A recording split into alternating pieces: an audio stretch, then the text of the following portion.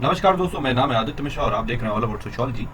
अब तक आप लोगों ने पढ़ा पैटर्न ऑफ अर्बनाइजेशन में नगरीकरण के प्रतिमान, ऐतिहासिक परिप्रेक्ष्य में उसकी ऐतिहासिक महत्वता आपने समझी, कहाँ से नगर आए, कहाँ से चीज़ें शुरू हुई, नगर क्यों बने, नगर की विशेषताएं क्या थी, अलग अलग प्रकार के नगर क्या थे, और इस तरीके की तमाम बातें आपने पढ़ी। अब हम लोग नगरीकरण के जो पैटर्न है उसको कंटेम्प्रेरी इंडिया पे हम लोग डिस्कस करेंगे। समकालीन भारत के लिए हम लोग उसको डिस्कस करेंगे। इसमें हम लोग 1901 से लेकर 2001 तक के बीच का जो गैप है उसको हम लोग डिस्कस करेंगे, और उसी के पैटर्न पे आप 2011 के सेंसस से भी आप उसको डिस्कस कर सकते हैं। सिंपली हम लोग अर्बनाइजेशन का जो ट्रेंड चला इस बीच में उसको हम लोग डिस्कस करने के बारे में प्रयास करेंगे। देखिए, जब भी आप नगरों की हम लोग बात करते हैं तो हमारे पास कई सारे क्लासिफिकेशन आ जाते हैं। अलग अलग सोशियो इकोनॉमिक या पॉलिटिकल फीचर के हिसाब से हम लोग अलग अलग तरीके से नगरों को देखते हैं। जैसे हिस्टोरिकल सिटीज़ हो गई आपकी, दिल्ली हो गई, कोलकाता, वाराणसी, लखनऊ। इसको मैं थोड़ा सा जूम कर देता हूँ। लखनऊ, कोलकाता, वाराणसी, इस तरीके से हमारे पास कई सारे शहर मिलते हैं। औद्योगिक शहर हमको मिल जाते हैं जैसे गाजियाबाद, मोदी नगर, कानपुर, जमशेदपुर, भिलाई आदि। धार्मिक नगर हमको मिल जाते हैं जैसे मथुरा, हरिद्वार, मदुरई, इलाहाबाद आदि। और इसी तरीके से फिल्म उद्योग नगरियां जैसे मुंबई हो गई, चेन्नई हो गई। टॉलीवुड और बॉलीवुड का जो आता है मामला यहाँ पे, वो हम लोग को यहाँ पे देखने को मिलता है। पर समाजशास्त्री दृष्टिकोण से हम लोग इस तरीके से नहीं विभाजित करेंगे। हम लोग जब भी हम लोग नगरीकरण की बात करेंगे, उसके पैटर्न के बारे में बात करेंगे, तो उसके हम लोगों को कुछ जनसांख्यिकीय आधार लेने होंगे, कुछ स्थानीय परिप्रेक्ष्य देखने होंगे, कुछ आर्थिक और कुछ सामाजिक सांस्कृतिक परिप्रेक्ष्य में हम लोगों को इसे देखना चाहिए। तो आइए हम लोग बात कर लेते हैं पहले टाउन और सिटी की डेफिनेशन के बारे में। हम लोग डिफाइन कैसे करेंगे इसको। तो सिंपल सा है, 1901 से लेकर 1961 तक ये डेफिनेशन यूज करी गई और फिर बाद में इसको बदला भी गया। क्या डेफिनेशन थी, मतलब किस तरीके से हम किसी टाउन या सिटी को, क्यों हम किसी को टाउन या सिटी कहेंगे, उसकी सिंपल दो कंडीशन होनी चाहिए। म्युनिसिपैलिटी, कैंटोनमेंट और सिविल लाइंस होनी चाहिए उसमें, ठीक है।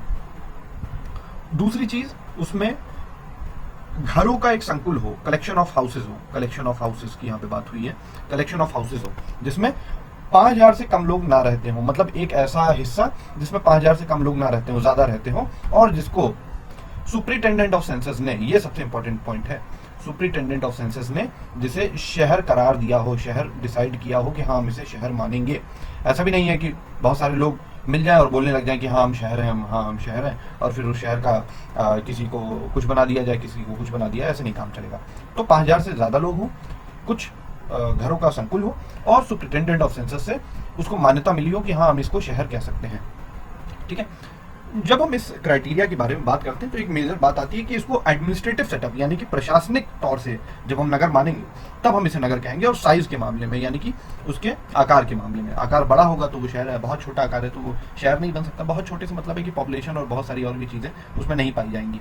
उसको इकोनॉमिक कैरेक्टरिस्टिक के हिसाब से हम लोग नहीं देख रहे हैं। तो यहाँ तक की तो ये तो डेफिनेशन थी 1901 से 1961 तक चली, और इसमें कई सारे ऐसा हुआ कि जब डेफिनेशन बदलती है तो शहरों के नंबर भी बदल जाते हैं। पहले शहरों के नंबर कुछ थे, टाउन्स के नंबर कुछ थे, फिर बाद में कुछ हुए, फिर कानूनी तरीके से कुछ लोग, कुछ जगहों को शहर बनाया गया, कुछ लोग उस दायरे से बाहर गए तो उनको शहर के लिस्ट से हटा दिया गया, कस्बों में ले आए हम उनको। लेकिन प्रॉपरली जिसको हम सिटी कहेंगे उसके बारे में हम लोग उल्लेख करते हैं। जैसे आप मैप्स में देखते हैं तो हमको प्रॉपर शहर दिखता है ना। जब आप किसी भी स्टेट का मैप उठा के देखते हैं तो उसमें आपको शहर दिखता है। तो शहर वाली जो चीज आती है वो अब आगे जो नई डेफिनेशन बनी इन द 1961, अर्बन एरिया यानी कि नगरीय क्षेत्र was redefined in taking into account the economic characteristics and addition to other administrative and demographic feature, यानी कि अब इसमें हम लोगों ने कुछ आर्थिक दृष्टिकोणों को जोड़ना भी शुरू कर दिया। और जब हम लोगों ने जोड़ा तो हम लोगों ने इसको पाया कि इसमें डेफिनेशन बदल गई है। अब डेफिनेशन क्या रही, पहली बात म्युनिसिपल कॉर्पोरेशन वाली जो बात थी उसमें एक और चीज जुड़ गई, कैंटोनमेंट बोर्ड वाली बात। हालांकि कैंटोनमेंट वाली बात तो इसमें भी थी, ये तो वैसे के वैसा ही रहा। और जो दूसरी चीज सबसे इंपॉर्टेंट हो गई वो क्या थी, मिनिमम ऑफ 5,000 पर्सन रहेंगे, ठीक है। At least 75% of working occupation are from the non agriculture, यानी कि 75% से ज्यादा होना चाहिए। मिनिमम 75% है, उससे ज्यादा की अगर वर्किंग पॉपुलेशन जो है वो नॉन एग्रीकल्चरल है, कृषि व्यवसाय से जुड़ी हुई नहीं हो, अगर वो नहीं है तो उसको हम लोग शहर मान सकते हैं। क्योंकि अब बात यह आती है कि 75% से ज्यादा यानी कि कुछ पॉपुलेशन हमारी जो है वो कृषि व्यवसाय को कर सकती है, तो हाँ बिल्कुल कृषि व्यवसाय को कर सकती है। लेकिन अगर ज्यादातर पॉपुलेशन अगर उसको फुलफिल नहीं कर रही, कृषि व्यवसाय नहीं कर रही है, तो वो वाली चीज कस्बा या नगर या शहर कह सकते हैं। आगे बात आती है density of not less than 1000 person पर स्क्वायर मील, यानी कि एक स्क्वायर मील में हम लोगों को 1,000 पर्सन होने चाहिए आपके पास, मिनिमम इतनी है। इससे कम नहीं होना चाहिए, इससे ज़्यादा ही हो हमेशा। और फिर दूसरी बात आती है कि कुछ अर्बन कैरेक्टरिस्टिक्स आए, कुछ नगरीय विशेषताएं आए, जैसे उसमें इंडस्ट्रियल एरियाज आ जाएं, उसमें बड़े बड़े घर आ जाएं, उसमें आपके टूरिस्ट इंपॉर्टेंस की वजह से, है ना, पर्यटन के दृष्टिकोण से वो जगह भी इंपॉर्टेंट थोड़ी थोड़ी बन जाए, लोग का आना जाना लगा रहे वहाँ पे। सिविक एमिनिटीज हो जाए, सिविक एमिनिटीज मतलब नगरीय नागरिक सुविधाएं, जैसे टॉयलेट हो गया, आपका सिनेमा घर हो गया, आपके शॉपिंग मॉल्स हो गए, आपके बाजार हो गए, आपके जो प्रशासनिक कार्यालय है, ऑफिसेज हैं, उनकी जब हम लोग देखते हैं चीजें, तब हम लोग इसको सिविक एमिनिटीज के बारे में बात करते हैं। अर्बन एग्लोमरेशन एक टर्म आता है, बहुत इंपॉर्टेंट है अर्बन एग्लोमरेशन। जब आप सेंसस उठा के देखेंगे तब आपको इस तरीके का टर्म बहुत दिखाई देगा। अर्बन एग्लोमरेशन को हिंदी में कहा जाता है नगरीय संकुल। कई सारे नगर आपस में मिलकर एक संकुल बना लेते हैं, उसको हम लोगों ने नगरीय संकुल बोल दिया। इस तरीके की भी अवधारणा हम लोगों को देखने को मिली। At the 1961 census the concept of town group यानी कि शहरीय समूह was adopted to obtain a broad picture related to the urban spread, यानी कि नगरीकरण, नगर कितने फैले हैं, कितने दूर तक फैले, यानी कि हम मानते हैं कि कोर होता है और उसके दूर तक नगर फैला हुआ रहता है। तो अर्बन एग्लोमरेशन में जैसे कई सारे शहर आपस में मिल जाते हैं तो अर्बन एग्लोमरेशन हम लोग उसको बोल देते हैं। शहरों के साथ शहर जुड़े हुए हैं, वो भी नगर बना रहे, वो भी नगर बना रहे, तो इस तरीके की चीजें। This was refined in 1971 with the concept of the urban agglomeration to obtain a better feedback in regard to urban continuity process and trend of urbanisation and other related matters. और इस तरीके की कई सारी चीजों को देखने के लिए हमने अर्बन एग्लोमरेशन का कॉन्सेप्ट जनरेट किया। सिंपल सी बात है कि ये नगर है, ये एक और नगर है, ये एक और नगर है, ये एक और नगर है, इन्हीं नगरों के संकुल को हमने अर्बन एग्लोमरेशन कह दिया, अर्बन एग्लोमरेशन कह दिया हमने। सिंपल, बहुत ज्यादा मैं कॉम्प्लेक्स नहीं कर रहा हूँ यहाँ पे, ठीक है। While describing the urban places the Indian census record the consistently employ population size to classify the urban areas into 6 classes। अब यहाँ पे जब आप सेंसस देखते हो तो class 1, class 2, class 3, class 4, class 5 और क्लास 6 के हमें शहर दिख जाते हैं। क्लास 1 के जो शहर हैं जिनकी पॉपुलेशन 1 लाख और उससे ऊपर हो, क्लास 2 के हैं जिनकी 50,000 से 99,999, और इसी तरीके से क्लास 3, क्लास 4, क्लास 5, क्लास 6, इस तरीके से अपने पॉपुलेशन का ट्रेंड चलता रहता है। मिनिमम जो आता है आपका वो 5,000 पॉपुलेशन का आता है क्लास 6 के, और उससे कम, और उससे कम, ठीक है। ये आपके क्लास 6 के आगे। अब आप देख लीजिए कि आप जहां भी रहते हो वहां वो कौन से क्लास में आता है, क्लास 1 में आता है, क्लास 2 में आता है, क्लास 3 में आता है कि क्लास 4 में आता है। जब आप सेंसस देखेंगे तो उसके बारे में आपको पता चल जाएगा। In India the urban places with less than 1 lakh population are referred to as the town. अब यहाँ पे डेफिनेशन की बात आ गई। जब कंपटीशन में क्वेश्चन पूछे आते हैं तो इन्हीं छोटी छोटी चीजों से निकल के आते हैं, तो आपको घबराना नहीं है, वो बस इन्हीं सारी चीजों से निकल के आ रहे हैं। आपको बस एक जगह पे नोट डाउन करते हैं ना और उसको रोज रिवाइज करना है, आपका काम बहुत आसान हो जाएगा। तो 1 lakh population with less than 1 lakh population are referred to as a town, यानी कि 1 लाख से कम जहां पर होगा उसको हम लोगों ने टाउन कहा है। while urban places with 1 lakh और more population are referred to as cities, यानी कि उसे हम लोगों ने सिटी कहा है, शहर कहा है। अब ये टाउन और सिटी का आपको डिफरेंस समझ में आ गया होगा। हम लोग लगभग मानते हैं कि टाउन और सिटी एक जैसी चीज होती है, लेकिन जब हम नगरों की बात करते हैं और कस्बों की बात करते हैं तो वहां पे 1 लाख से कम पॉपुलेशन और शहरों में 1 लाख से ज्यादा पॉपुलेशन। अर्बन सेंटर्स जिसमें 1 मिलियन पॉपुलेशन से ज्यादा हो, 1 मिलियन कितना होता है? 1 मिलियन होता है 10 लाख सब्सक्राइबर हो जाते हैं ना, 1 मिलियन। तो उस तरीके से आपको याद रखना है, 1 मिलियन 10 लाख। 10 लाख से ज्यादा की पॉपुलेशन होगी तो उसको हम लोग मेट्रोपॉलिटन सिटीज बोल देंगे, महानगर बोल देंगे। जैसे दिल्ली एक महानगर है, मुंबई एक महानगर है, कोलकाता एक महानगर है, इस तरीके से हम लोग मेट्रोपॉलिटन सिटी बोल देंगे। अब यहाँ पे प्रकाशा राव की एक बात आती है, इसको नोट डाउन करना। ये क्या कहते हैं? Metropolitan centres are a class by themselves characterized by large scale consumption and large quantum of inflow of people, goods, services and information। यहाँ पे सिंपल बात ही कही गई है कि जो भी मेट्रोपॉलिटन सिटीज हैं, जो भी महानगर हैं, वो अपने आप में ही एक क्लास बना ले रहे हैं जिसको क्या क्या कैरेक्टरिस्टिक्स हमने बताए, जिसके जो ज्यादा उपभोग करता हो, ज्यादा चीजों का इन्फ्लो होता हो, मतलब एक चीज एक जगह पर रुकी नहीं है, बार बार फ्लो हो रहा है, इधर से इधर जा रही हैं चीजें, इधर से इधर जा रही हैं चीजें, तो फ्लो बना हुआ है। गुड्स का, सर्विस का, इंफॉर्मेशन का फ्लो बना रहना चाहिए। तो जितना ज्यादा फ्लो बनेगा उतनी ज्यादा चीजें नरिश होंगी, इतना ज्यादा फर्निश्ड होंगी, और वो महानगर वाली जो चीज है वो अपडेट होती रहेगी। और क्लास वाला जो वर्ग वाली जो बात आती है, जैसे बड़े बड़े लोग, बड़ी बड़ी शहरें, बड़ी बड़ी बातें वाली बात आ जाती है ना, उसके बारे में हम लोगों ने यहाँ पे बात करी। ठीक है, आगे बढ़ते हैं। तो हम लोग डेमोग्राफिक एस्पेक्ट के बारे में बात करते हैं, जनसांख्यिकीय परिप्रेक्ष्य के बारे में बात करते हैं।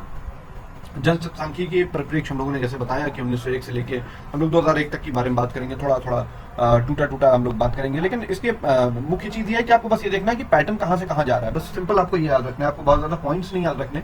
अगर आप कभी भी आंसर राइटिंग करें या फिर जब भी चीजें सॉल्व करें या क्वेश्चंस लगाएं, तो आपको बिल्कुल पिन पॉइंट नहीं पता हो तो भी काम चल सकता है, ये बस मेरा बताने का मतलब है। लोगों को लगता है कि क्या ये सारी चीज़ें जैसे 10.8 हो गया, 1901 हो गया, इतना हो गया, इतना हो गया, ये सारी चीज़ें याद करने की जरूरत है? नहीं, सिंपल आपको याद करने की जरूरत नहीं है। जैसे ही आप बस इसका जब भी आप बात करें तो उसका सिंपली आप एक ग्राफ बना लें अपने दिमाग में कि हाँ ऐसे ऐसे ऐसे ऐसे ग्राफ बनना था, एक मान के चल रहे कुछ ऐसा बनना था। तो जब ग्राफ हम लोग बना लेंगे तब चीज़ें अच्छे से क्लियर हो जाएंगी आपको। और अगर आप ग्राफ अगर आप अपने आंसर राइटिंग में बना देते तो फिर काम बन जाएगा आपका, कोई दिक्कत ही नहीं है। तो डेमोग्राफिक एस्पेक्ट के बारे में बात कर रहे हैं, जनसांख्यिकीय परिप्रेक्ष्य के बारे में बात कर रहे हैं। तो 1901 से लेके हम लोग बात बता रहे थे कि ट्रेंड्स हम लोग देख रहे हैं। 1901 में 10.8% थी हमारी अर्बन पॉपुलेशन, जो कि फिर आगे हो गई 23.3% हो गई। यहाँ पे बताना चाहिए चाह रहे हैं कि little more than the double from the 10.8% in 1901 to 23.3% in 1981। 1901 से 1981 के बीच की बात कर रहे हैं यहाँ पे, है ना। तो यहाँ पे डबल हो गई, पहले 10.83, फिर 23.3 हो गई, फिर 2001 में ये 27.8 हो गई, और अब लगभग शायद ये 35 टू 33%, 31% के करीब ये वाली संख्या जा रही है, जिसमें हम लोग देखते हैं कि अर्बन पॉपुलेशन हमारे देश में कितनी जा रही है। यहाँ पे बता रहे हैं कि 1991 में हमारे पास इतनी पॉपुलेशन थी जो कि नगर में निवास कर रही थी, नगरीय निवासी थी, अर्बन पॉपुलेशन के बारे में बात कर रहे हैं हम लोग, है ना। और इसी तरीके से आपको अलग अलग ट्रेंड देखने को मिल जाएंगे। यहाँ पे 1901 में आपको 25.85 मिलियन आपकी टाउन लिविंग थी, जो कि 1999 में आपकी हो गई 8 गुना हो गई, लगभग 217.18 मिलियन की हो गई आपकी। तो अब आप देखिए कि कितना ग्रेजुअल चेंज आया है। हालांकि इसमें भी ये हुआ कि बहुत धीमे ये गति बढ़ी, रिलेटिवली धीमे बढ़ी। किंग्सले डेविस का एक क्वेश्चन भी था, जो कि पॉपुलर डेमोग्राफर भी है, आपने इनकी स्ट्रैटिफिकेशन की थ्योरी में पढ़ा होगा। तो इसमें हम लोगों ने बात करी कि किस तरीके से इंडिया में नगरीकरण स्लो रेट से बढ़ा है। क्या इसकी रीजन है कि क्योंकि इंडिया में औद्योगिक क्रांति और आर्थिक जो बढ़ने की जो तेजी है वो धीरे धीरे बढ़ी, वो बहुत तेज नहीं बढ़ पाई। तो जितनी तेजी से वो बढ़ेंगी उतनी तेजी से वो भी बढ़ेंगी। हालांकि इसका दूसरा एस्पेक्ट ये भी है कि भाई जो हमारी जनसंख्याएं हैं वो बढ़ती चली गई, पर नगरीय जनसंख्या उतनी तेजी से नहीं बढ़ी। आज भी हमारा देश एक कृषि प्रधान देश बताया जाता है, लेकिन धीरे धीरे ये वाली चीजें चेंज हो रही हैं। ठीक है, यहां तक की बात आपको हो गई। यहाँ पर बस सिंपली एक डेटा दिया हुआ है, आप चाहे तो उसको अपने आप से नोट कर लें, या फिर मैं ही बता देता हूँ सिंपल। अर्बन पॉपुलेशन यहाँ पे बात आई 1971 में 109.11 हुई, जो कि 1991 में 217.18 मिलियन चली गई। यहाँ पे आप ग्रेजुअल शिफ्ट देख रहे हैं एक तरीके का।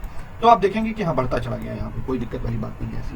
और 1901 से लेके 1921 तक तो हम लोगों ने एक स्लो ग्रोथ को देखा, स्लो ग्रोथ की बात आती है। और 1911 में जब मरी और उसके बाद का जो पीरियड था उसमें जो हमारे पास अकाल वाली स्थिति जो पड़ी, उसमें हमारी पॉपुलेशन थोड़ी सी घटी भी, लेकिन स्लो ग्रोथ थी इंडिपेंडेंस से पहले अगर हम बात करें। और इसी को अगर आप इंडिपेंडेंस के बाद देखने के बारे में बात करते हैं तो आपको एक बढ़ी हुई पॉपुलेशन देखने को मिलती है। और ग्राफ लगभग जो पहले कुछ इस तरीके से जा रहा था, है ना, वो अब जो ग्राफ जाता है आज़ादी के बाद वो कुछ इस तरीके से जाता है, ऐसे करके। तो इन दोनों के ग्राफ में आपको देखना पड़ेगा कि यहाँ पर भी ग्रोथ हो रही है, यहाँ पर भी ग्रोथ हो रही है, यहाँ पर ग्रोथ स्लो हो रही है। The rapid growth of urban population during 1941 has been mostly due to the partition of the country. अब यहाँ पे जो रीजन आता है वो ये आता है कि देश का बंटवारा हो चुका था आज़ादी के बाद, तो कुछ पॉपुलेशन इधर गई, कुछ पॉपुलेशन इधर से इधर आ गई, तो एक ग्रेजुअल इंक्रीज हुई पॉपुलेशन में। चूंकि पाकिस्तान तो नया नया बन रहा था और ज्यादातर जितनी चीजें थी वो इधर ही थी इंडिया की तरफ, तो लोग इधर पलायन करना शुरू कर दिया। और भी कई इसके राजनीतिक कारण भी हैं, कुछ शरणार्थी भी थे, कुछ प्रवासी थे जो शहरों की तरफ रुख करे, क्योंकि उन्हें भरोसा था कि हाँ जब वो शहर में जाएंगे तो उन्हें काम मिलेगा, और काम मिलेगा तो उनकी जीवन सुधर जाएगा।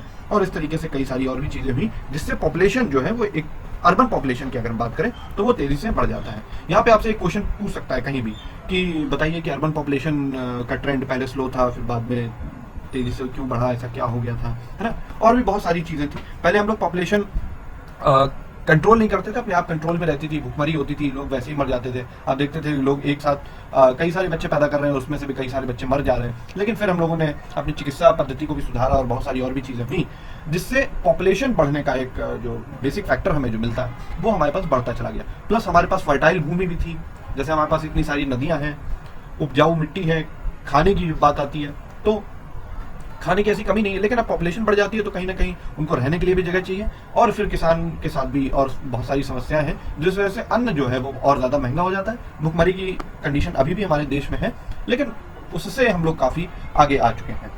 तो इस टाइप की चीज़ें जो थी हम लोगों ने अर्बनाइजेशन में देखी।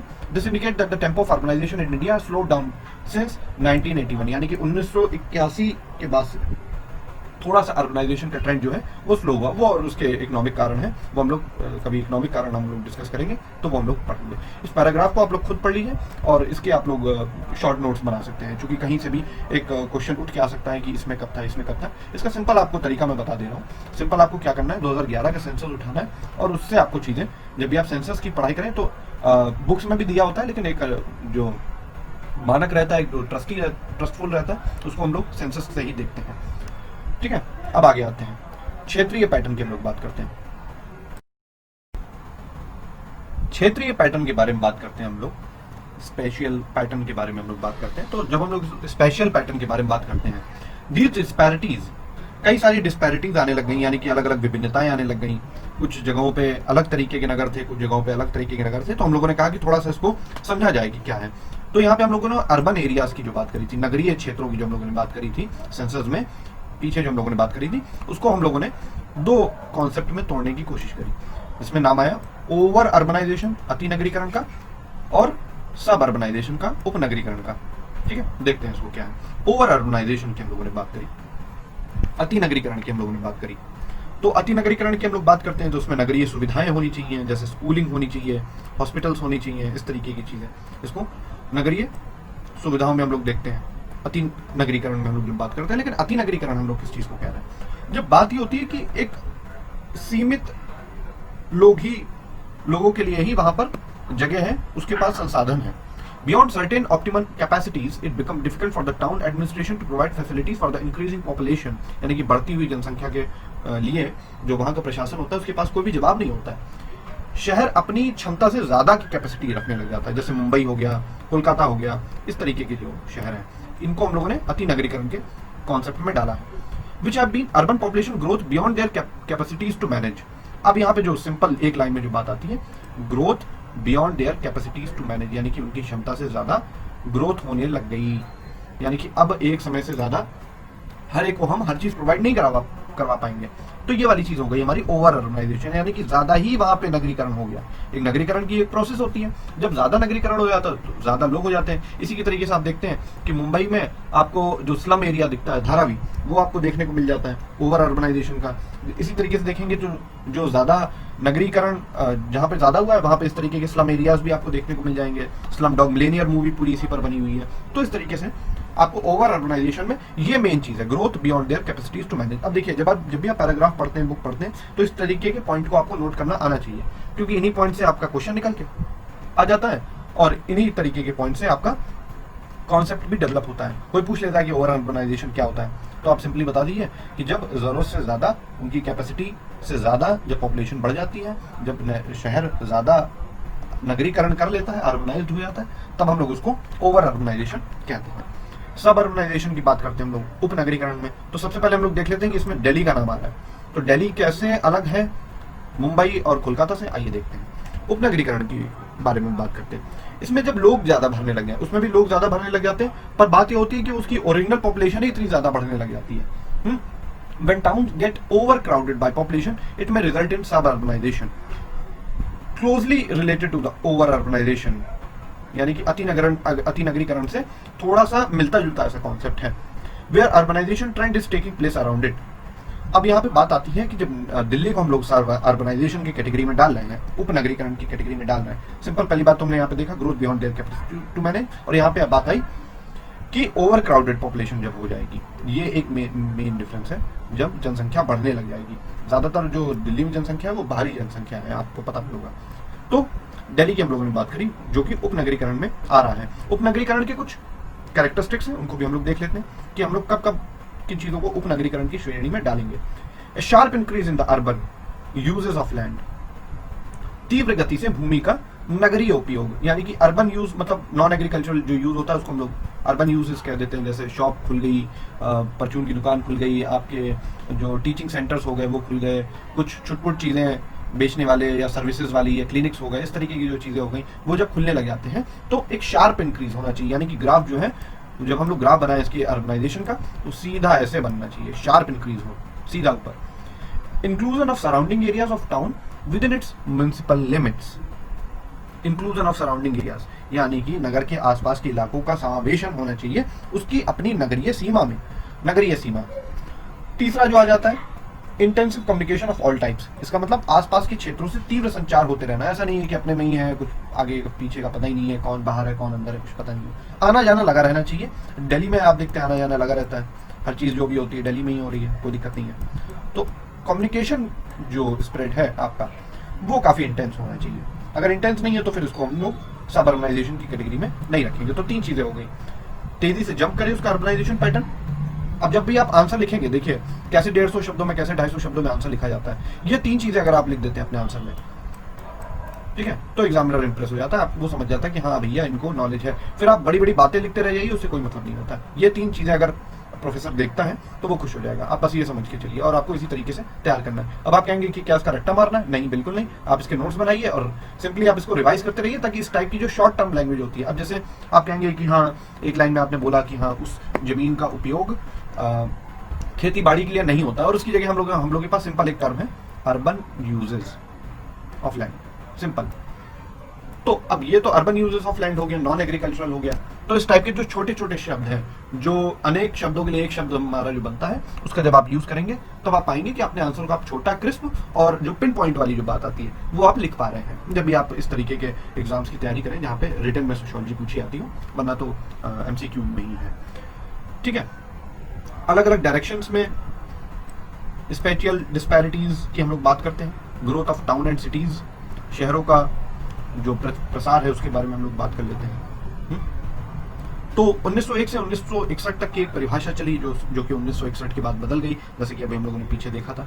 और 480 जगहों को नगरीय उपाधि छोड़नी पड़ी, क्योंकि जैसा कि हमने बताया कि भाई जब नगर की परिभाषा जो है वो बदल जाएगी तो कुछ लोग नए नगर में जुड़ जाएंगे और कुछ क्षेत्र नगर नहीं रहेंगे। तो इस तरीके की भी चीजें हुई। जैसे राजस्थान में 1951 में 227 टाउन थे, जो कि 1981 में आपके पास कितने टाउन हो गए? 201 टाउन हो गए, सिंपल।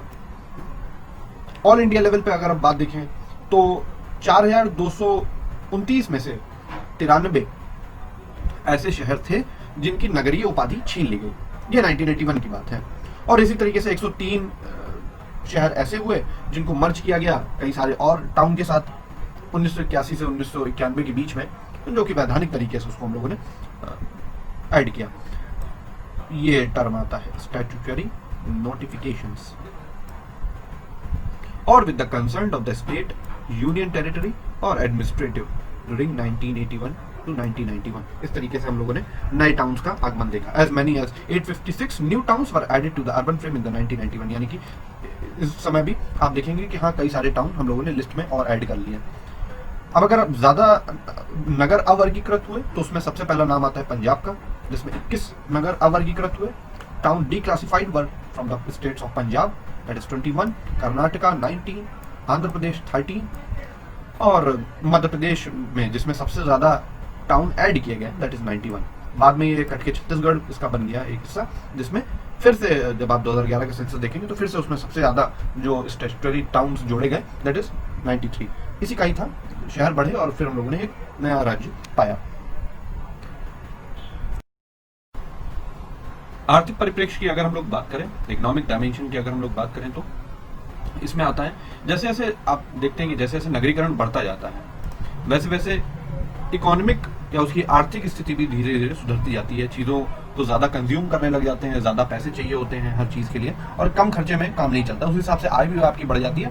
तो जब हम अर्बनाइजेशन पढ़ते हैं तो उसमें इकोनॉमिक डायमेंशन एक बहुत इंपॉर्टेंट रोल प्ले करता है। Urbanization accompanies economic development because economic development entails a massive shift of labor and other input from predominantly rural sector to those predominantly urban. इनका यहाँ पे कहना है, मिल एंड बेकर का स्टेटमेंट है 1986 में जो इनकी बुक आई थी, पेज नंबर 17 जो था इनका, उसमें इन्होंने बात कही कि नगरीकरण सुविधा देता है आपको आर्थिक प्रगति करने की, क्योंकि आर्थिक प्रगति करने के लिए आपको कई सारे चीजें करनी होंगी, जिसके लिए आपको डिवीजन ऑफ लेबर करना होगा। डिवीजन ऑफ लेबर के लिए भी आपको कई सारे लोग चाहिए, और वो लोग कहाँ से आएंगे? रूरल सेक्टर से आएंगे अर्बन सेक्टर की तरफ। प्रीडोमिनेंटली रूरल सेक्टर से प्रीडोमिनेंटली अर्बन सेक्टर की तरफ जब आएंगे, तब हम लोग कहेंगे कि हाँ, इकोनॉमिक डेवलपमेंट अर्बनाइजेशन के अंदर होने लग गया। नेशनल कमीशन ऑफ अर्बनाइजेशन, क्योंकि पहले हम लोगों ने जब डेफिनेशन देखी थी टाउन की, सिटीज की, तो उसमें इकोनॉमिक टर्म हम लोगों ने नहीं जोड़ा, तो अब इसमें इकोनॉमिक चीजें भी जोड़ी जाने लग गई कि इकोनॉमिक आर्थिक जो ढांचा है उसमें विभिन्नताएं हों, मतलब किसी एक तरीके से ही नहीं आदमी कमा रहा, बहुत अलग अलग तरीकों से भी कमाई कर रहा है। अर्बनाइजेशन एज ए कैटलिस्ट इन्होंने बताया है, उत्प्रेरक बताया है कि अर्बनाइजेशन की वजह से इकोनॉमिक डेवलपमेंट होने लग जाता है, और जिसकी वजह से शहर और कस्बों में कई सारी प्रॉब्लम होने के बावजूद भी ये इनको एक बेहतर जिंदगी और एक बेहतर भविष्य के लिए एक रास्ता दे देता है। Road to a better future की यहाँ पे बात आ रही है। तो इस तरीके से हम समझ सकते हैं कि हाँ, अर्बनाइजेशन और इकोनॉमिक डेवलपमेंट आपस में एक दूसरे के साथ जुड़े हुए हैं। जो ज्यादा अर्बनाइज्ड होंगे वहां पे आप देखेंगे कि इकोनॉमिक डेवलपमेंट भी वहां पे ज्यादा हुआ है, थोड़ी सी कैपिटलिस्ट प्रवृत्ति की तरफ वहां पे जा रहे हैं, ऐसा ट्रेंड देखने को मिलता है। जब हम भारत के कुछ नगरों को देखते हैं तो हम देखते हैं कि 20वीं शताब्दी से पहले वो नगर नहीं थे, सिंपली बस वो एक वन थे, जंगल थे। जैसे हम लोग जमशेदपुर बिहार की बात करते हैं, first steel cities in India हम लोग देखते हैं, जब तो हम देखते हैं कि वो स्टील प्लांट जब वहां पे लगाया गया तो उससे पहले वो स्टील प्लांट वहां पर नहीं था, वहां पर जंगल थे। और संताल्स जो कि वहाँ की नेटिव ट्राइब्स हैं, उनको वहां से हटाया गया, उनकी जगह पे हम लोगों ने स्टील प्लांट्स लगा दिए गए, जिससे कई सारी दिक्कतें भी हुई। उनको रीसेटलमेंट और रिहेबिलिटेशन वाली जो बात आती है, जिसके लिए हम लोगों ने अलग से एक वीडियो बनाया भी है, मणि सर ने उसका लेक्चर दिया है, उसको भी आप देख सकते हैं। तो संताल्स की यहाँ पे बात आई, ये चीज इंपॉर्टेंट है। और जमशेदपुर के साथ ही कई सारे और भी नगर उपजने लग गए आजादी के बाद, जिसमें से एक है भिलाई मध्य प्रदेश में, राउरकेला उड़ीसा में, और दुर्गापुर वेस्ट बंगाल में। ये सारे आपके स्टील टाउन्स बनने लगे, यानी कि यहाँ पे स्टील प्लांट्स और इस तरीके की कई और चीजें यहाँ पे बसाई गई, जिसकी वजह से नगरीकरण यहाँ पर तेजी से बढ़ा। पहले तो ये जंगल थे, नगरीकरण तेजी से बढ़ा, और जब नगरीकरण तेजी से बढ़ा तो यहाँ का जो सोशल सिनेरियो था, जो सामाजिक पृष्ठभूमि थी यहाँ की, वो त्वरित गति से बदल गई, जिसके बारे में एम एन श्रीनिवास ने भी बोला, areas that were socio economically backward have now become prosperous and cosmopolitan. Srinivas ने बताया कि जैसे जैसे जो क्षेत्र सामाजिक सांस्कृतिक दृष्टिकोण से पिछड़े हुए थे, वो भी अब अग्रसर श्रेणी में आने लग गए हैं और समृद्ध होने लग गए हैं, और ज्यादा अच्छे से नगरीकरण हो गया है उनका। तो इस एस्पेक्ट से हम लोग देखते हैं। अब हम लोग देखते हैं ऑक्यूपेशन यानी कि व्यवसाय के दृष्टिकोण से देखते हैं। तो पंचवर्षीय योजनाएं जो चलाई गई अर्बन इंडस्ट्रियलाइजेशन के टाइम में, जब हमें करना था, जब हम पंचवर्षीय योजनाएं देख रहे थे, तो 1990 तक उसने कुछ खास फायदा नहीं दिखाया, ऐसा माना जाता है। क्योंकि बात यह थी कि हमारी अर्बन पॉपुलेशन तो तेजी से बढ़ रही थी, पर जो हमारा लेबर फोर्स बढ़ना चाहिए था वो उतनी तेजी से नहीं बढ़ रहा था। ये करीब 2001 के बाद से थोड़ा सा ज्यादा होना शुरू हुआ, उसके जो भी कारण रहे हों उसको भी हम यहाँ पे डिस्कस नहीं कर रहे हैं। और 1991 के बाद से 67% of the total worker were in agriculture sector, and in 2001 only 58% of the total worker had been recorded in the agricultural sector। यानी कि 1991 में हमारे पास 67% थे जो खेती बाड़ी कर रहे थे, एग्रीकल्चर सेक्टर से जुड़े हुए थे, और उसके बाद गिरावट आई, 58% हो गया। और इसी के बाद जब आप 2011 में भी देखेंगे इसी ट्रेंड से, तब आपको भी गिरावट दिखेगी। हालांकि अभी के टाइम में ये वाली चीज थोड़ी सी बढ़ सकती है, क्योंकि कोरोना आ गया, लोगों के रोजगार छिन गए, तो बैक टू एग्रीकल्चर पे जा रहे हैं। इसी टाइप से जो हमारे अर्बन वर्क्स हैं, उनके परसेंटेज की अगर हम लोग बात करें, उनके प्रतिशत की बात करें, नगरीय कार्य जो होते हैं, तो हम लोगों ने उनको 3 भागों में बांटा, पहला प्राइमरी, दूसरा सेकेंडरी, तीसरा टर्शरी। प्राइमरी में क्या आ जाएगा? आपकी खेती बाड़ी, उपजाऊ चीजें जो होती हैं, है ना, हाउस होल्ड इंडस्ट्री आ गई, आपकी गृहस्थी वाली जो इंडस्ट्री आ गई, पूरा गृहस्थी में जितनी भी चीजें आ जाती हैं उन सबको आप इसमें इंक्लूड कर लीजिए। खनन और मछली पालन, इसमें बहुत सारी चीजें आ गई, मछली पालन, पशुपालन, मुर्गी पालन, मधुमक्खी पालन, बहुत सारी चीजें आ गई जो कि प्राइमरी में हम लोगों ने रखी। सेकेंडरी में हम लोगों ने रखी मैन्युफैक्चरिंग और प्रोसेसिंग, यानी कि उत्पादन करना और उसको प्रोसेस करने वाली जो चीज आ गई है। टर्शरी में आ गई आपका वाणिज्य और सेवा वाली जो चीजें हैं। तो इस हिसाब से हम लोगों ने अलग अलग परसेंटेज में देखा। तो इनकी परसेंटेज क्या थी, आइए इस चार्ट में देखते हैं।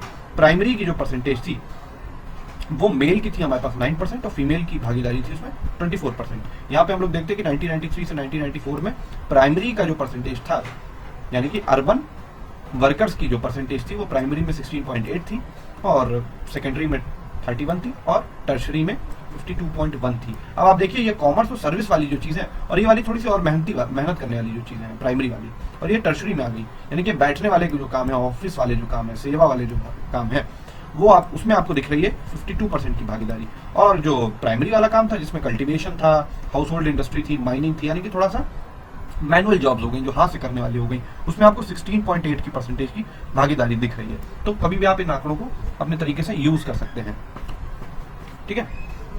तो इसका टोटल था हमारे पास, प्राइमरी में हमारे पास 16.8 थी, 31% थी और 52% थी। इस हिसाब से हम लोगों ने देखा इसे।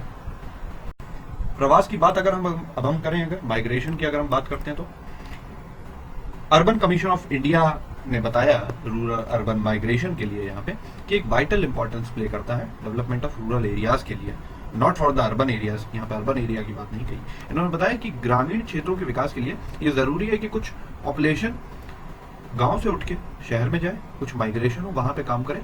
और सिंपल सा इसका आइडिया ये रहता है कि रूरल अर्बन कंटिन्यूम को जैसे जैसे हम बढ़ाते जाएंगे, ग्रामीण नगरीय सातत्य को जैसे जैसे हम बढ़ाएंगे, वैसे वैसे गांव का और शहर दोनों का भला होता चला जाएगा। गांव भी अच्छे से डेवलप कर पाएंगे और शहर भी अच्छे से डेवलप कर पाएंगे। देखिए माइग्रेशन तो सिंपली अर्बनाइजेशन का एक पार्ट ही है, जैसे कि हम लोगों ने पहले डेफिनेशन में पढ़ा था कि जैसे गांव से उठ के जब पॉपुलेशन नगरों की तरफ रुख करने लग जाती है तो हम लोग उसको अर्बनाइजेशन की कैटेगरी में डालते हैं।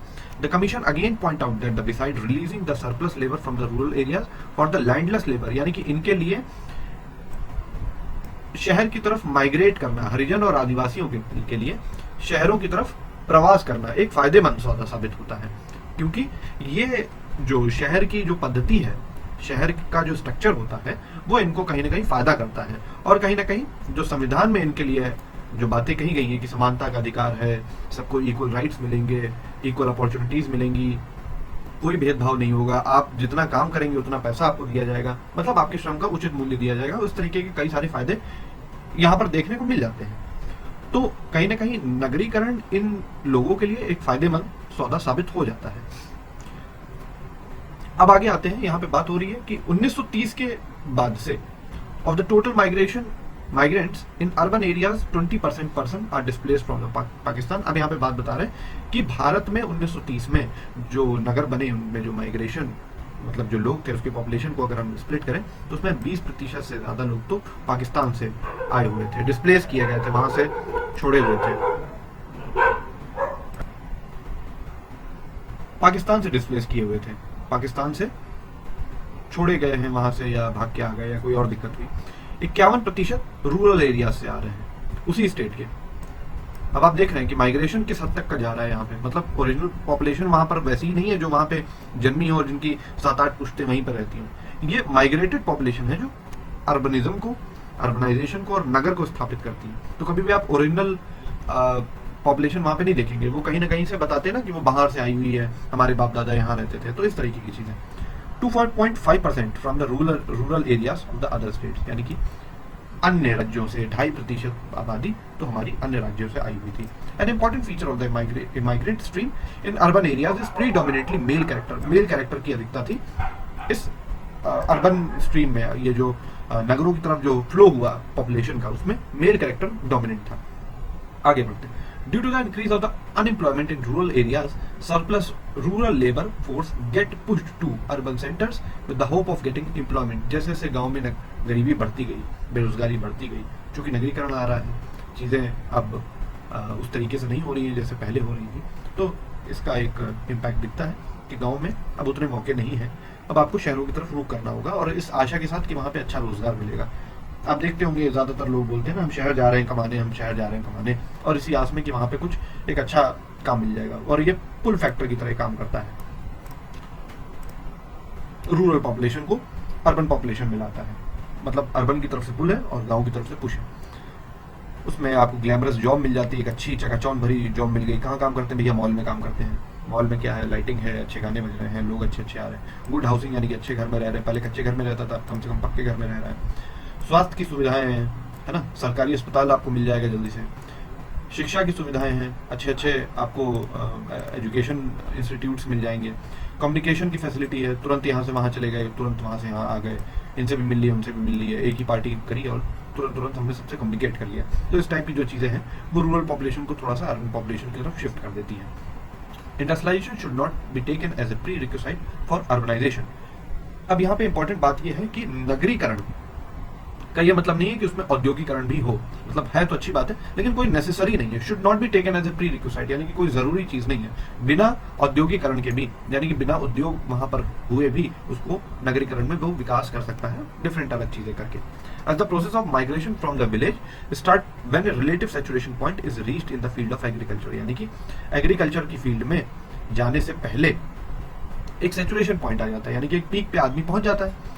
और जब उस पीक पे पहुंच गया, यानी कि उस गांव का जो खेती बाड़ी वाली प्रोसेस है वो अपने चरम स्तर पे पहुंच गई। अब इससे आगे नहीं हो सकती हैं चीजें, अब हमें कुछ और करना पड़ेगा। अब इसमें जितना लगा रहे उतना मिल नहीं रहा है, तो क्या काम करते हैं, शहर में कुछ काम धंधा ढूंढते हैं और वहां से चीजों को, वहां से पैसा भेजते हैं।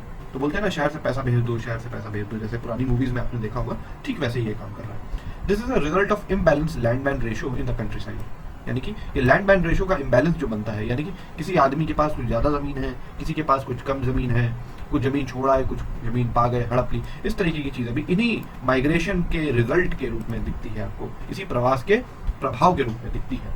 आगे बढ़ते हैं। सोशियो कल्चर कैरेक्टर की अगर हम बात करते हैं, सामाजिक सांस्कृतिक कैरेक्टर।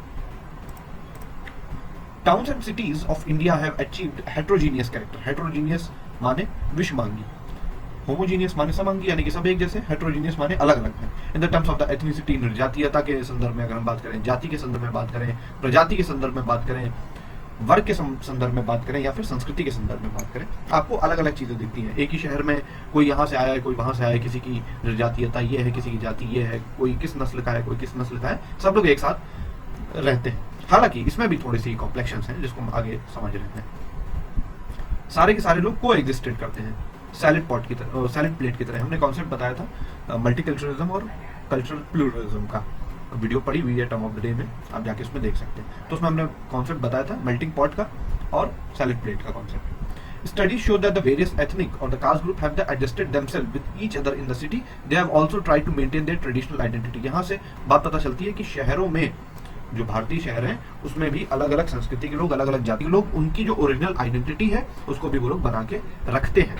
और बात ये होती है कि झुंड बना लेते हैं। जैसे एग्जांपल के तौर पे, जैसे ये है, यहाँ पे एक कास्ट का आदमी रह रहा है, यहाँ पे एक कास्ट का आदमी रह रहा है, यहाँ पे एक कास्ट का आदमी रह रहा है, यहाँ पे एक कास्ट का आदमी रह रहा है। अब जैसे ही बाहर से कोई आदमी आता है, वो देखता है अरे मेरी कास्ट वाला आदमी तो यहाँ रह रहा है, तो धीरे धीरे वो यहाँ पे बढ़ जाता है। जैसे ही बाहर से आदमी आता है, वो कहता है देखो देखो मेरी नस्ल वाला आदमी तो यहाँ पे रह रहा है, इनके साथ हिल मिल के रहते हैं, क्योंकि उनको सिक्योरिटी भी चाहिए होती है। किसी भी दुख तकलीफ में आदमी उन्हीं को याद करेगा। इसी तरीके से आप देखते हैं बाहर, यानी कि अमेरिका, लंदन में जो भारतीय होते हैं, उन्होंने अपनी अलग कॉलोनीज ही बसा ली होती है पूरी, कि हाँ भैया हमने इस इलाके में भारतीय रहते हैं, है ना, इस इलाके में ये लोग रहते हैं, इस इलाके में ये लोग रहते हैं। तो जैसे ही माइग्रेशन होता है तो वो तुरंत चिपक जाते हैं उनसे, जो उनके नस्ल के हों, जाति के हों या वर्ग के हों। उसी तरीके से आप देखेंगे कि यहाँ कुछ खास धर्म के लोग या जाति के लोग कुछ खास जगह पे रह रहे हैं, कुछ खास वर्ग के लोग कुछ खास जगह पे रह रहे हैं, कुछ खास कॉलोनीज ही उन्होंने बनाई हुई है। ऐसा क्यों है? क्योंकि वो अपना रीजन वहाँ पे ढूंढ लेते हैं। अब वो वहाँ पर जाके नहीं रहेंगे, यानी कि इस एरिया में जाके नहीं रहेंगे। मान के चलिए कि एक हिंदू बस्ती बता दी जाती है, एक मुस्लिम बस्ती बता दी जाती है ना।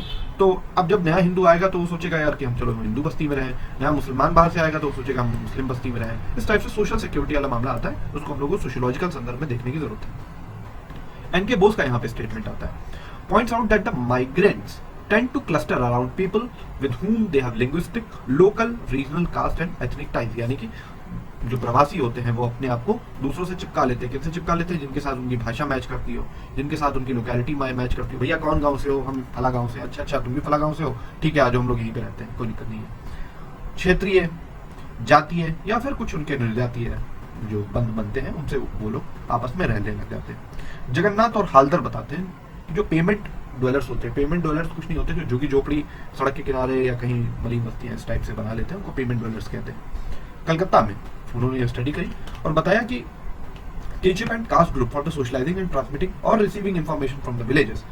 Retain close ties, यानी कि यहाँ पे बात हुई कि जो उनके नातेदार समूह है या उनके जातीय समूह है वो अपने आप को उनसे जाके उनका पता पूछते पूछते, गाँव से पूछते पूछते, उनका पता पूछते पूछते उनके साथ मिल जाते हैं और वहीं उन्हीं के साथ रहने लग जाते हैं। और अगला आदमी कहता है अरे यार ये हमारे गांव का है, हमारी जाति है, तो इसको सब साथ में रहते हैं, ये कहाँ जाएगा, क्या करेगा, जालिम दुनिया, तो बहुत दिक्कत वाली बात है। Thus cultural pluralism has been an important socio-cultural dimension of the urbanities. ये बहुत इंपॉर्टेंट लाइन है, आप उस वीडियो को देखिएगा जिसमें हमने बात करी थी कि कल्चरल प्लूरलिज्म क्या होता है, मल्टीकल्चरलिज्म क्या होता है, अब आपको देखने को मिल जाएगा। श्रीनिवास का यहाँ पे कोट आता है, Many of Indian towns have a mixed character, यानी कि कुछ कुछ शहरों में आपको मिक्स कैरेक्टर देखने को मिलता है, मिश्रित व्यवस्था देखने को मिलती है। मिश्रित व्यवस्था अर्थव्यवस्था के संदर्भ में नहीं, बल्कि वहाँ के सांस्कृतिक और जो लोग हैं उनकी ओरिजिनल आइडेंटिटीज को लेके वहाँ पे मिश्रित व्यवस्था देखने को मिलती है। They are the capital cities, centre trade, commerce, important railway junction etcetera. In these type of cities we find a core area which consist of the old inhabitants, यानी कि इन्होंने बताया कि शहर में कोई एक ऐसा हिस्सा रहता है जहाँ पे पुराने लोग रहते हैं। जैसे मैं अभी लखनऊ में हूँ, तो लखनऊ का एक हिस्सा है जिसको पुराना लखनऊ कहा जाता है, दिल्ली का एक हिस्सा है जिसको पुराना दिल्ली कहा जाता है ना। और वहाँ पे वो जो पुराने लोग जो पहले से रहते हुए आ रहे थे, जब से वो शहर बन रहा था, माना जाता है कि वही शहर का कोर है और वहीं से शहर बाहर की तरफ बढ़ा, इस तरीके से। तो पुराना लखनऊ, पुराना दिल्ली, इस तरीके से बात होती है अलग अलग जगहों पर। और बॉम्बे को भी इसी तरीके से यहाँ पे साइट किया गया है श्रीनिवास द्वारा। लिंच यहाँ पे आते हैं। Lynch also point out that in many Indian cities, especially in the traditional cities like the Agra neighborhood, have remained homogeneous in the terms of the caste religious group. They are the untouchable jat of caste is concentrated in the particular areas called the mohallas, यानी कि यहाँ पे बात हुई कि यहाँ पे homogeneous character एक specific region में concentrated है। यानी कि अब जैसे पूरा आगरा है, इसमें जाटों का मोहल्ला ये है, तो सारे के सारे जाटों इसी में ही आके रहने लग जाएंगे जब भी बाहर से आएंगे, है ना। तो यहाँ पर इन्होंने होमोजेनियस कैरेक्टर बना लिया। बट डिसूजा यहाँ पे क्या बताते हैं? Notice that in the planned city like the Chandigarh, neighborhood has not been developed on the basis of the ethnicity, common interest and other similarities. यहाँ पे डिसूजा ने यहाँ पे इसकी बात की क्रिटिक करी और उन्होंने बताया कि अगर शहर प्लान्ड सिटी हो, यानी कि योजनाबद्ध तरीके से अगर उस शहर को बसाया गया हो, तो वहां पर इस तरीके की चीज नहीं आती कि एक जगह पे एक आदमी रह रहा है, फिर एक जगह पे एक रह रहा है, वो सारे लोग उसी चीज को फॉलो अप करते हैं। पर प्लान्ड सिटी के बारे में बात यह आ जाती है कि उस प्लान्ड सिटी में जब आपको रहना होगा तो आप किसी खास वर्ग के हो, है ना। वहां पे आपको जमीन जो बनाई गई है उसको खरीदने की भी तो हैसियत आपकी होनी चाहिए, या आपको जो अपार्टमेंट्स बनाए गए हैं उसको भी तो आपको खरीदने की हैसियत होनी चाहिए। तो अब आप सेम वर्ग में डिफरेंट कास्ट के, डिफरेंट रिलीजन के, डिफरेंट एथनिक ग्रुप्स के लोग आ सकते हैं एक एक क्लास में, और इस हिसाब से अलग अलग एथनिसिटी के लोग, अलग अलग कॉमन इंटरेस्ट के लोग और अलग अलग सिमिलरिटीज के लोग यहाँ पे मिल जाते हैं आपको।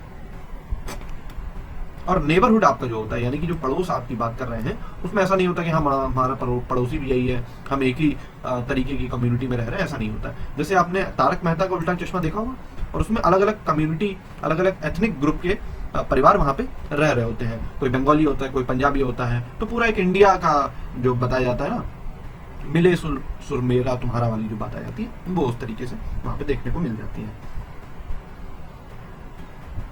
Social stratification has taken a new form in the urban society. अब यहाँ पे थोड़ी सी नई बात शुरू हो गई है। Social stratification has taken a new form in the urban society, यानी कि सामाजिक स्तरीकरण नगरीय समाज में अपना नया रूप धारण कर चुका है। It is assumed that the urbanisation caste transform into the class in the urban areas, यानी कि जैसे गांव में जो डोमिनेंट चीज थी, जिस हिसाब से आपकी आइडेंटिटी हम ट्रेस करेंगे, वो थी आपकी कास्ट, यानी कि आपकी जाति से ही हम आपकी अस्मिता की पहचान करेंगे। पर शहरों में इसका थोड़ा सा उल्टा होता है, यहाँ पे वर्ग के हिसाब से आपकी पहचान करते हैं। तो सोशल स्ट्रैटिफिकेशन में एक अलग रूप देखने को मिलता है अर्बन सोसाइटी में। रामकृष्ण मुखर्जी यहाँ पे बताते हैं, demonstrate that the people in Kolkata rank themself in the terms of the caste hierarchy.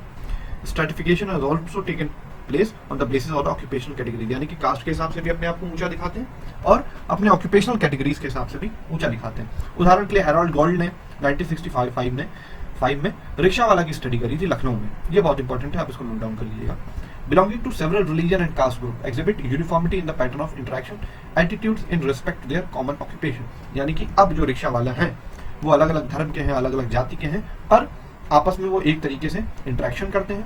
As a exhibit uniformity in the pattern of interaction, यानी कि अंतर क्रिया के जो पैटर्न है उसमें एक रूपता रखते हैं और एक दूसरे के प्रति सम्मान रखते हैं, क्योंकि वो एक किसी खास रोजगार से और कॉमन रोजगार से जुड़े हुए हैं. But it is important to note that both the caste and the class have their respective importance based on the time and space situation focus. MS Rao ने बात बताई कि अब इस बात को हमें ध्यान रखना चाहिए. देखिए, छोटी छोटी बातें हैं, जब इनको हम एक साथ जोड़ते हैं तो हमें कई सारे पॉइंट्स मिल जाते हैं जो हमें मल्टी डायमेंशनल अप्रोच देखने की बात करते हैं. अभी यहाँ पे ऊपर बताया गया कि कास्ट इंपॉर्टेंट रोल प्ले नहीं कर रहा है, क्लास कर रहा है. फिर हमने देखा कि कोलकाता में कास्ट टू क्लास दोनों रोल प्ले कर रहा है. फिर हमने हैरोल्ड गोल्ड की स्टडी में देखा, और फिर हम लोग राव की बात भी सुन रहे हैं. तो इस टाइप से हम लोग एक ही चीज पे अलग अलग सोशियोलॉजिस्ट की बात सुनते हैं, तो एक मल्टी डायमेंशनल थिंकिंग डेवलप हो जाती है हमारी. तो both the caste and the class have their respective importance based on the time and the space situational focus. इनका कहने का मतलब है कि जाति और वर्ग वैसे तो कोई महत्वपूर्ण रोल अदा नहीं कर रही है, पर किसी खास जगह पर, किसी खास समय पर वो उजागर हो जाती है. उदाहरण के लिए, जैसे आप सरकारी काम कराने गए, अरे भैया हम भी मिश्रा हैं, आप भी मिश्रा हैं, चलिए चलिए काम हो जाएगा, कोई दिक्कत नहीं. अरे आप भी उसी कॉलोनी में रहते हैं, हम भी तो वहीं रहते हैं, चलिए चलिए काम हो जाएगा, है ना. तो इस हिसाब से अपनी इंपॉर्टेंस बढ़ाने के लिए, वैसे तो हम बहुत न्यूट्रल हैं, हम कास्ट को नहीं मानते, हम अमीर गरीब को नहीं मानते, लेकिन किसी खास जगह पे आपको ये कैरेक्टर रोल प्ले करना पड़ता है, क्योंकि आपको फायदा हो रहा होता है वहां पर, और अगले को भी फायदा हो रहा होता है. वो भी आपसे बॉन्ड टाई करेगा, तो हो सकता है कि उसको आगे चल के फायदा हो. तो इस हिसाब से अलग अलग चीजें आती हैं. Marriage and family are the two important aspect of the social life. अब यहाँ पे मैरिज और फैमिली की बात आ जाती है कि हम लोग शहर में किस हिसाब से फैमिली और मैरिज को देखते हैं. सिंपली हम लोग बता देते हैं, छोटी फैमिलीज होती हैं, और मैरिज करने का जो पैटर्न होता है वो अपनी इच्छा अनुसार होता है. मतलब बच्चे पढ़ लिख गए, अब अपनी मर्जी से शादी कर लेंगे, संविधान भी इस बात की इजाजत देता है आपको. तो अब जो पहले दो परिवारों के बीच की बात थी, अब दो इंडिविजुअल्स के बीच की बात हो गई. Again the voluntary association have encourage intercaste marriage, है ना. जैसे कोर्ट मैरिज हो गई, पहले मैरिज आपको प्रॉपरली पूरा अरेंजमेंट करना होगा, ऐसे थोड़ा ना शादी हो गई ठीक है हो गया, ऐसे नहीं होता था. लेकिन अब बहुत सारी वॉलंटरी एसोसिएशंस भी इसमें जुड़ गई हैं.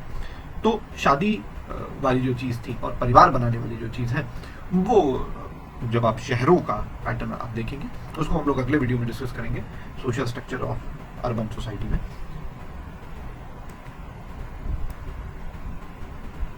मिल्टन सिंगर यहाँ पे बताते हैं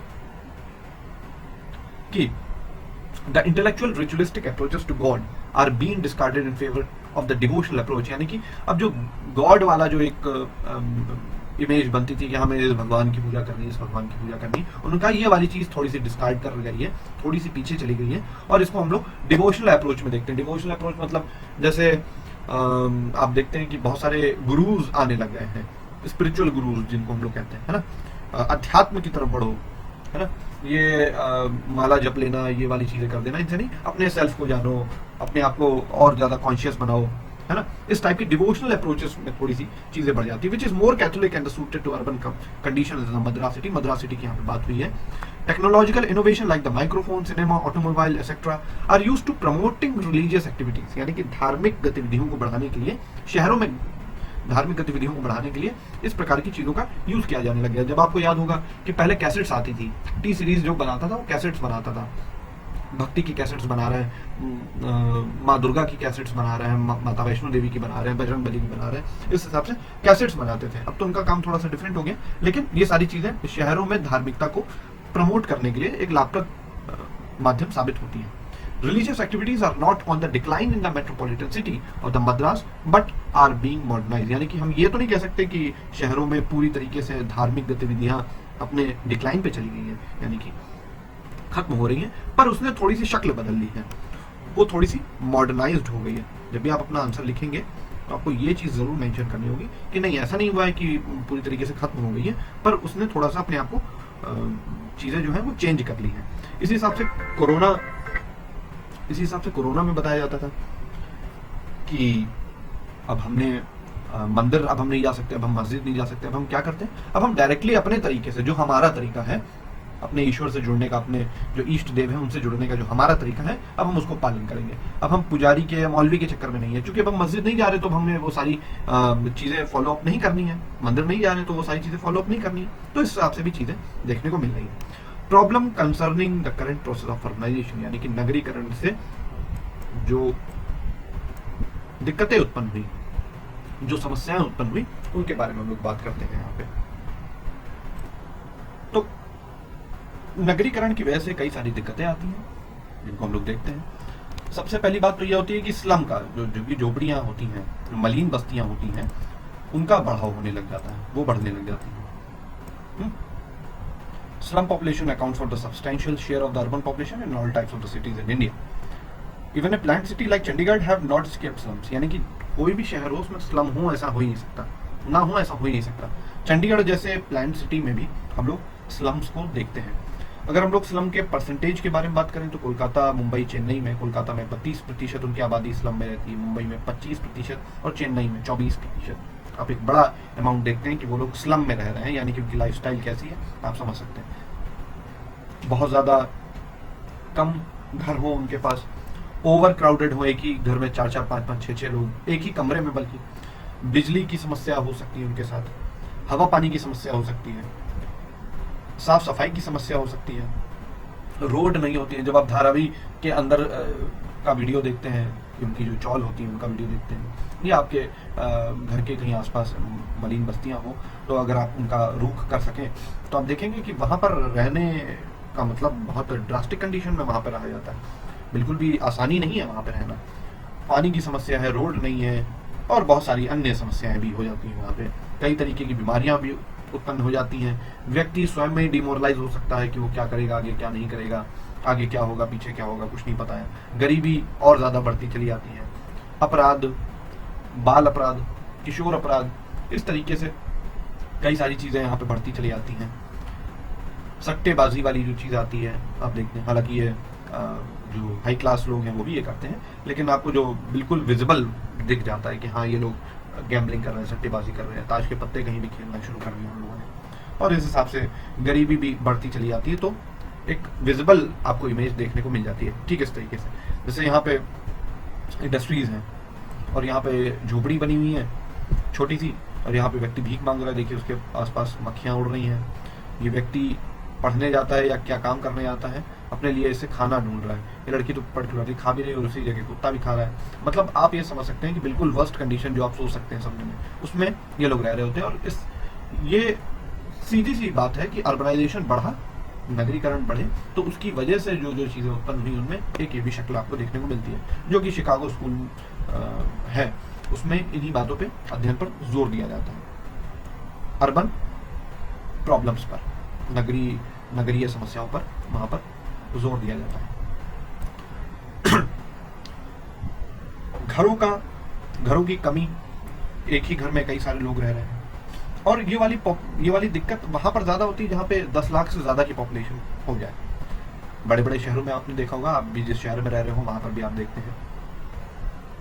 और इसी के लिए सरकार ने कुछ नियम बनाए, जैसे अर्बन लैंड सीलिंग एक्ट बनाया, रेंट कंट्रोल एक्ट बनाया कि हाँ चलो कुछ गरीब लोगों को राहत हो जाए। जैसे प्रधानमंत्री आवास योजना बनाई कि हाँ चलो कम जिनकी आय है, जो सब्जी बेचने वाले हैं, जो इधर उधर छोटी मोटी जॉब्स करने वाले हैं, उनको भी एक सिक्योर हाउस होल्ड मिल सके। नेशनल काउंसिल ऑफ अर्बनाइजेशन ने बताया कि अब से ये हिदायत दी है कि अब से जो भी डेवलपमेंट के प्रोग्राम बनाए जाए उसमें 15% इकोनॉमिकली वीकर सेक्शन के लिए रखा जाए। EWS जो बताया जाता है उनके लिए रखा जाए। हालांकि EWS की जो कैटेगरी रखी है वो तो लिमिट से काफ़ी ऊपर की चली जाती है, उसमें तो एक अच्छी खासी लाइफस्टाइल आपको देखने को मिल सकती है, पर उस रेंज तक जितने भी लोग आते हैं उन सबको EWS की कैटेगरी में रखा गया है। ठीक है। Absence of planned and adequate arrangement for the traffic and transport is another important problem in majority of the urban centers in India. जहाँ पर ज़्यादा नगरीकरण हो गया, अच्छे अच्छे नगर हैं, वहाँ पे ट्रैफिक और ट्रांसपोर्ट की एक बड़ी दिक्कत है। ट्रैफिक और ट्रांसपोर्ट की कैसे दिक्कत है कि सभी लोग एक साथ गाड़ी लेके निकल गए, अब उससे पोल्यूशन भी हो रहा है और जाम भी लग रहा है। छोटी छोटी गलियों में भी आप देख रहे हैं कि कार लेके घुस जा रहे हैं लोग। प्रॉपर रोड नहीं है, कहीं पे टूटी है, कहीं पे गड्ढा है, कहीं पे प्रॉपर रोड बनी थी, वो 1 साल पहले बनी थी फिर टूट गई। तो इस हिसाब की कई समस्याएं भी हमें देखने को मिल जाती हैं। Similarly, the extent of the facilities, medical, sanitation, drinking water, power supply have remained insufficient in a majority of the urban centers in India. यानी कि ये तब भी कम ही रह जाती हैं जब भी हम नगरीय केंद्रों की बात करते हैं भारत में। और इस हिसाब की कई सारी और समस्याएं भी हैं। शहर बहुत ज़्यादा अति नगरीकृत हो गए हैं, ओवर अर्बनाइजेशन वाली जो चीज़ आई, तो वो भी एक प्रॉब्लम की तरह ही क्रिएट करता है। जैसे हम लोगों ने पहले पढ़ा कि 1 अनार 100 बीमार वाली बात आ जाती है इसमें, कि चीज़ है एक के लिए और आ गए हैं 100 लोग, तो सबको नहीं मिल सकती, उसमें क्लैशिंग होंगी, उसमें अपराध भी बढ़ सकते हैं, उसमें कुछ लोग भूखे रहेंगे और कुछ लोग डेथ को भी मिल सकती उन्हें, तो ये एक दिक्कत भरी बात है। इसी के लिए urban development policy of India has been formulated to ensure that the urban centers plays a positive role in the national and regional development। और इसी के लिए हम लोगों ने नगरीय ग्रामीण सातत्य, यानी कि नगर और गांव के बीच में हम एक अंतर क्रिया अच्छी खासी पैदा कर सकें, जिससे चीजें गांव में भी जाएं और गांव से चीजें शहर में आए, और एक इसका अच्छा खासा इंटरेक्शन पैटर्न डेवलप हो। 5-year plan of the government of India have included various program pertaining to housing, यानी कि जो पंचवर्षीय योजना बनाई गई सरकार द्वारा, उसमें हाउसिंग की बात करी गई, स्लम सफाई की बात करी गई, मलिन बस्तियों को साफ करेंगे, स्लम इम्प्रूवमेंट की बात करी गई, यानी कि अब उनमें कुछ सुधार आएगा। लेकिन ऐसा होता नहीं है, वो सारी चीज़ें कागजों पर ही रह जाती हैं, बहुत कम इस चीज़ को देखने को मिलता है ना। एनसीआर की बात यहाँ पे आती है, ये इंपॉर्टेंट है थोड़ा सा। नेशनल कैपिटल रीजन एनसीआर, ये जो दिल्ली के आसपास का जितना एरिया है उसको एनसीआर कहा गया। और 6th प्लान जो आया, 6th 5-year प्लान है, इसमें ये बताया गया कि दिल्ली के आसपास के एरिया को हमें और ज़्यादा डेवलप करना है, उसको भी हमें मुख्य धारा में लेके आना। तो लगभग 30,000 स्क्वायर किलोमीटर का एरिया लिया गया, union territory of Delhi and the parts of Haryana, Rajasthan and Uttar Pradesh, यानी कि इन सारे क्षेत्रों को भी हमने जोड़ा और इनको हमें और ज़्यादा डेवलप करना है और ज़्यादा मुख्य धारा में लाना है। ऐसा ना रहे कि एक तरफ ज़्यादा डेवलपमेंट हो जाए, एक तरफ कम रह जाए। और इसके लिए 9th प्लान प्रोविजन में NCRPB यहाँ पे बात आती है, national capital region planning board, NCRPB, इसका फुल फॉर्म पूछा जा सकता है आपसे। उसमें 200 करोड़ का बजट पास किया गया, फिर इसके बाद 3,120 करोड़ का पास किया गया, और इसके बाद और भी ज़्यादा पास किया जा रहा है ताकि उन सभी क्षेत्रों का डेवलपमेंट हो सके।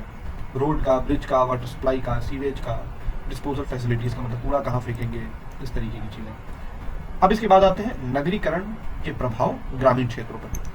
नगरीकरण के प्रभाव ग्रामीण क्षेत्रों पर MS राव ने 3 तरीकों से ट्रेस किए हैं। पहला जो उन्होंने एस्पेक्ट बताया, इसका पहला पॉइंट वो बताते हैं कि गांवों में, पहली जो चीज यहाँ पे MS राव बताते हैं, वो बताते हैं कि जब गांव से लोग उठकर नगरों की तरफ अपने रोजगार के लिए बढ़ते हैं तो ये एक हायर सोशल प्रेस्टीज बन जाता है, एक आपकी प्रतिष्ठा में 4 चांद लग जाने वाली बात आ जाती है। हाँ भैया क्या करते हैं, फला तो शहर में काम करते हैं, अच्छा शहर में काम करते हैं, चलो दहेज की रकम थोड़ी सी बढ़ा देते हैं। तो ज्यादा प्रतिष्ठित माना जाता है ये बात कि व्यक्ति गांव में काम करे, इसके बजाय व्यक्ति शहर में काम करे। गांव के आसपास के जो मतलब शहर के आसपास के जो गांव हैं, वो जब एकदम से उठ के शहरों की तरफ रुख करने लग जाते हैं, ये दूसरा पॉइंट है। पहला पॉइंट हमने बता दिया कि इसका प्रभाव तो ये पड़ता है कि ज्यादा नगरीकरण होता है तो लोग नगरों की तरफ प्रस्थान करते हैं और गांव के लोगों में एक सामाजिक प्रतिष्ठा का प्रतीक बन जाता है कि हाँ चलो भैया आप फला तो शहर में काम कर रहे हैं, बहुत बढ़िया है। दूसरा पॉइंट इसमें आता है कि इसी माइग्रेशन की वजह से, इसी प्रवास की वजह से कई सारी दिक्कतें भी उत्पन्न हो जाती हैं कि उनको हम रखेंगे कहाँ पे, वो रहेंगे कहाँ पे, उनके जो दैनिक जीवन के जो चीज़ें हैं, जो रिक्वायरमेंट है, उनको वो शहर कहाँ से फुलफिल करेगा। अगर ओवर अर्बनाइजेशन, अति नगरीकरण वहाँ पर हो चुका है तो फिर किस तरीके से उसको वहाँ पर जॉब मिलेगी, और इस तरीके की कई सारी और भी दिक्कतें होने लग जाती हैं। तीसरी जो सबसे आखिरी यहाँ पे MS राव बताते हैं, वो बताते हैं कि in the process of the growth of the metropolitan cities some villages become the rural pockets in the city areas. होता क्या है कि जैसे गाँव वाले आए यहाँ बस गए, गाँव वाले आए यहाँ बस गए, गाँव वाले आए यहाँ बस गए, तो छोटी छोटी रूरल पॉकेट्स बन जाती हैं शहरों में, मतलब एक ही जगह पे कंसंट्रेट हो गए। तो ये 3 प्रभाव जब भी आपसे लिखने को कहा जाए कि जो नगरीकरण है उसके प्रभाव आपको दिखाने, तो आपको ये प्रभाव दिखाने पड़ेंगे कि हाँ ये रूरल एरिया में हमें ये 3 प्रभाव देखने को मिलेंगे। MS श्रीनिवास बताते हैं कि जब वो स्टडी करते हैं तो बताते हैं कि गाँव से सबसे पहले ब्राह्मण ही है जो बाहर जाएगा अपनी शिक्षा के लिए, अपने पेशे को और ज़्यादा बढ़ाने के लिए और ज़्यादा मजबूत करने के लिए, नए उच्च पेशों में दाखिल होने के लिए सबसे पहले ब्राह्मण जाएगा। और इसी के साथ ही साथ दूसरी बात भी MS श्रीनिवास बताते हैं कि इसी के साथ ही साथ वो इस बात को भी इंश्योर करेगा कि उसके गांव में जो जमीन है उस पर भी वो उसका आधिपत्य बना रहे। गांव में जो उसकी रसूख थी, यानी कि ब्राह्मण सबसे ऊंचा है गांव में, तो वो वहां पर भी अपनी सामाजिक प्रतिष्ठा को बनाए रखे और शहर में भी बना के रखे, यानी कि दोनों हाथों में लड्डू होना चाहिए उसके। And in the urban areas they had nearly monopoly of the all non manual post. Non manual post कौन सी होती है? जो हाथ से नहीं किया जाती है, मतलब बैठे रहे, बैंक में कैशियर की जॉब हो गई, जो कंप्यूटर वाला काम है, जो सर्विस देने वाला काम है, जो कंसल्टेंसी वाला काम है, मैनेजर की जो पोस्ट होती है वो थोड़ी नॉन मैनुअल पोस्ट टाइप की होती है ना। जो बिल्कुल हाथ से फावड़ा चला रहे हैं उसको आप मैनुअल पोस्ट कहते हैं, हस्तचलित कार्य हम उसको कहते हैं। और दूसरा एस्पेक्ट ये भी था कि एंटी ब्राह्मण मूवमेंट, ब्राह्मण विरोधी आंदोलन जब से चलने लग गए तब से थोड़ी सी ब्राह्मणों के लिए ये बात एक रास्ता, एक मजबूरी भी हुई कि उनको वो जगह छोड़ के जानी पड़ेगी और अपने लिए दूसरा रास्ता देखना पड़ेगा। ये भी एक इम्पोर्टेंट पॉइंट आता है इसमें। दूसरी तरफ इसका एक प्रभाव ये भी देखने को मिलता है कि जब शहर से पैसा भेज दिया जाता है गांव में, तो गांव में उस परिवार की, जिस परिवार के कुछ लोग शहर में कमाने गए, वहाँ उनकी स्थिति थोड़ी सी अच्छी हो जाती है। वो अच्छे लोन्स अपने अदा कर सकते हैं, बच्चों को अच्छे स्कूल में भेज सकते हैं, अच्छे घर में रह सकते हैं, अपने जो चीज़ें हैं उनको अपग्रेड कर सकते हैं, है ना। इसी तरीके से आप अगर कल्चरल पैटर्न में अगर आप इस बात की तब्दीली देखें तो आप देखेंगे कि हाँ, जो नए नए शहर से आए हैं वो अपने पहनने का ढंग थोड़ा सा बदल लेते हैं। Pant shirt ties skirt jeans इस तरीके की चीज़ें। नॉर्मल आप धोती कुर्ते में रहते थे, लेकिन जैसे ही शहर से आए आपने सूट पहनना शुरू कर दिया। आप दिखा रहे हैं कि देखिए हम तो बिल्कुल एकदम राजा बाबू टाइप से बन गए। तो उस तरीके की भी चीज़ें आ जाती हैं। नई नई चीज़ें आपको यूज़ करना आ जाता है, radio television newspaper computer internet and telephone. आप बाहरी दुनिया से जुड़ने लग जाते हैं। आपका एक तरीके से दिमाग खुलता है कि हाँ, कुएं के मेढक नहीं है, पूरा समुद्र है अभी सामने आपके। और ये जो नगरीकरण, अब इस पैराग्राफ को हम समराइज कर रहे हैं और यहाँ पे हमारा वीडियो खत्म होने वाला है। आइसोलेटेड फिनोमेना की तरह अगर हम इसको नहीं देखते हैं, कहने का मतलब ये है कि जो शहर बन रहा है उसके लिए जो चीजें निकल के आ रही हैं वो कहाँ से आ रही हैं? वो गांव से ही आ रही हैं, वो ग्रामीण समाज से ही आ रही हैं। और ग्रामीण समाज को पोषण कहाँ से मिल रहा है? शहरी समाज से मिल रहा है। तो एक शहरी नगरीय जो सातत्य है, जो ग्रामीण नगरीय सातत्य है, रूरल अर्बन कंटिन्यूम है, इसको मेंटेन करने की जरूरत है। और दूसरी तरफ इस बात को भी हमें इंश्योर करना होगा कि जो भी माइग्रेशन हो रहा है उसके जो डिसएडवांटेजेस हो रहे हैं, जो दिक्कतें पैदा हो रही हैं, वो पैदा ना हो, इस बात का भी हमें खासा इंश्योर करना पड़ेगा। तो यहाँ तक हमारा वीडियो समाप्त हो जाता है। ये पूरा हमारा जो टॉपिक था पैटर्न ऑफ अर्बनाइजेशन, इसको पूरा हमें खत्म कर दिया गया है। कमेंट में आप बताइएगा कि ये वीडियो कैसा लगा आपको। और अगला वीडियो हमारा होगा social structure of urban society, नगरीय समाज की सामाजिक संरचना। तो वीडियोस देखते रहिए। इस वीडियो को जितना ज़्यादा हो सके शेयर करिएगा अगर आपको अच्छा लगा हो। और इसी तरीके से इंग्लिश टेक्स्ट भी आप लोग पढ़ने की आदत डालिए, क्योंकि अगर आपको सोशियोलॉजी में आगे कुछ करना है तो थोड़ा सा इंग्लिश टेक्स्ट की तरफ भी आपको रुख करना होगा। हालांकि हम all over sociology Hindi channel है तो हम लोग इसको हिंदी में भी कन्वर्ट करके बता दे रहे हैं, कोई दिक्कत वाली बात नहीं। लेकिन कुछ चीज़ें होती हैं जिनको हिंदी में हम गलत ट्रांसलेट ना करें, इससे बढ़िया हम लोग उसको इंग्लिश में ही समझ लें। तो ये वीडियो यहीं पर खत्म हो जाता है। आपका हमारे साथ जुड़ने के लिए बहुत बहुत धन्यवाद। लाइक करिए, शेयर करिए, सब्सक्राइब करिए और ज्वाइन बटन के थ्रू आप हमें सपोर्ट भी कर सकते हैं। धन्यवाद।